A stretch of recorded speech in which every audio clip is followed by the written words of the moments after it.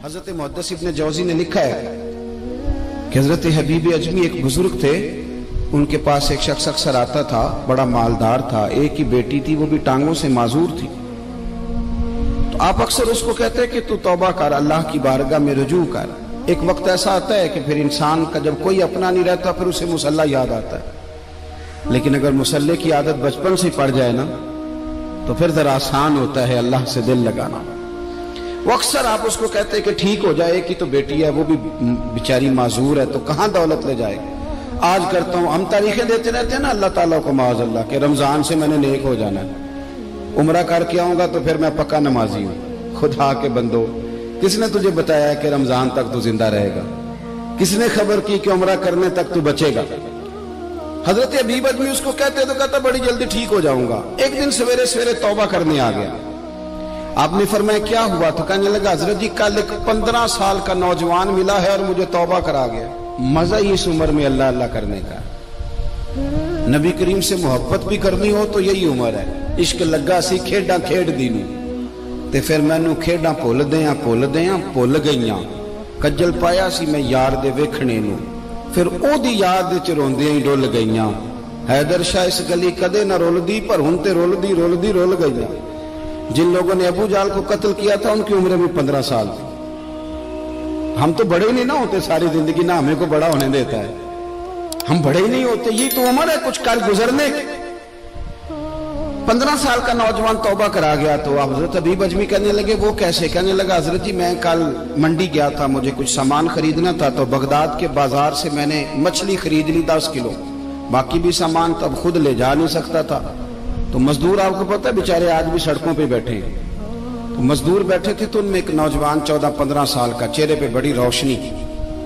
میں نے اس کو کہا بیٹے مزدوری کرو گے؟ کہنے لگا حضور مزدوری بھی کرتا ہوں، پڑھائی بھی کرتا ہوں، اور جو اللہ کو منظور ہو اس کی عبادت بھی کرتا ہوں۔ میں نے اسے کہا کہ یہ میرا سامان ہے فلان جگہ پہنچانا، کیا لوگے؟ کہنے لگا 3 دینار مزدوری۔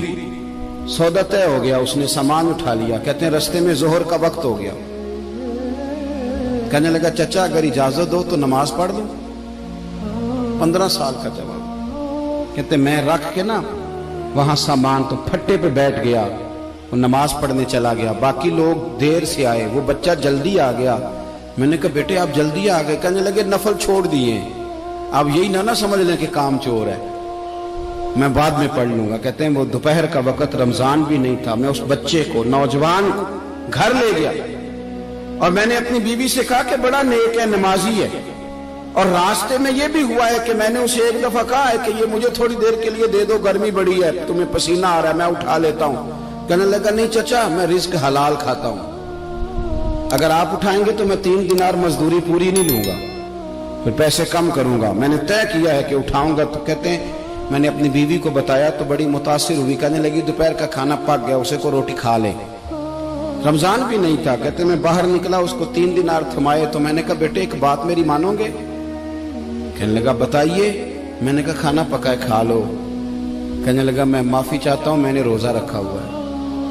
حضور نے حکم دیا، حکم، نبی کریم نے حکم دیا، بخاری مسلم کی حدیث ہے، فرمایا نوجوانوں اگر تمہارے پاس طاقت ہے تو نکاح کر لو ورنہ روزے رکھو۔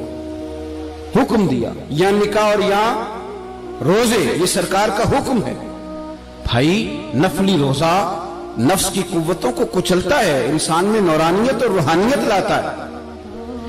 کہتے وہ کہنے لگا میں نے روزہ رکھا ہے، میں اور متاثر ہو گیا۔ میں نے کہا اب کیا کرو گے؟ کہیں اور جانا ہے؟ کہنے لگا نہیں، میں جس دن 3 دینار کما لیتا ہوں پھر میں مزید لالچ نہیں کرتا، باقی وقت یا قرآن مجید پڑھتا رہتا ہوں یا نبی پاک پہ درود شریف پڑھتا رہتا ہوں۔ آپ بتائیں؟ تو میں نے کہا کہ افطار میرے ساتھ کر لو۔ کہتے ہیں میں اسے مسجد چھوڑ آیا اور خود میں لوٹ آیا۔ افطار کے بعد میں اسے لایا، کھانا کھلایا، عشاء پڑھی، اس کا گھر دور تھا، میں نے ڈرائنگ روم کھول دیا، بیٹھک کھول دی، وہیں وہ سو گیا۔ میری 20 سال کی معذور بچی کبھی چل نہیں سکتی تھی، کوئی طبیب کوئی حکیم میں نے چھوڑا نہیں تھا اس کو دکھایا نہ ہو۔ ایک ہی بیٹی، وہ بھی معذور پیدائشی، اس کے کمرے میں گئے، میاں بیوی اسے کھانا کھلا، بتایا بیٹے ایک نوجوان ہے، بڑا نیک ہے، ہمارے گھر میں آج بڑا پرہیزگار۔ پتہ ہے حضور نے کیا فرمایا؟ نبی کریم فرماتے ہیں جب نوجوان اٹھ کے تہجد پڑھتا ہے نا، نوجوان تو اللہ فرشتوں کے سامنے اس نوجوان پر فخر فرماتا ہے. اللہ فخر کرتا ہے کہ عمر دیکھو دیکھو یہ میری بارگاہ. اللہ فخر کرتا ہے, اللہ یعنی خدا خود میرے مجلس بود, اللہ فخر کرتا ہے. اب سوچے تو ہم نے اپنی بیٹی کو بتایا کہ نوجوان اور بڑا نیک ہے, تو کہتے ہیں وہ کھانا کھلا کے ہم واپس آ گئے. آدھی رات کا وقت ہوا تو دروازے پہ دستک ہوئی. بچی اپنے کمرے میں سو رہی تھی, ہم اپنے کمرے میں, وہ بیٹھک میں. گھبرا کے اٹھے کہ اس وقت کون ہے دروازے پہ؟ تو بیٹی کہنے لگی ابا دروازہ تو کھولنا. کہتے ہیں دروازہ کھولا تو 20 سال ہو گئے تھے بیٹی کو, کبھی اس نے چل کے نہیں دکھایا تھا, کبھی دوڑ کے ادھر جاتی کبھی ادھر آتی. کہتی الحمدللہ اللہ نے میری ٹانگیں ٹھیک کر دی. ہم دونوں رونے لگے, اے اللہ تو کتنا کریم ہے, کیسے ہوا بیٹے سارا کچھ؟ بیٹی کہنے لگی ابا آپ نے کہا تھا نا کہ نیک نوجوان آیا ہے, تو میرے دل میں خیال آیا اللہ اگر واقعی نیک ہے تو اس کے صدقے مجھے شفا ہی دے دے. یا ایھا الذین آمنوا اتقوا اللہ وابتغوا الیہ الوسیلہ.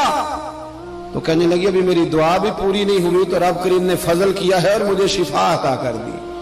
کہتے ہم دوڑ کے اس کے کمرے میں گئے اور جب ہم نے ہاتھ رکھا تو دروازہ پہلے سے کھلا تھا, ایک خط چھوڑ گیا تھا. آج کل کے پیر کی کرامت ہوتی تو فیس بک پہ دے دیتا, باقیوں کو بھی ذرا بھول پتا چلے.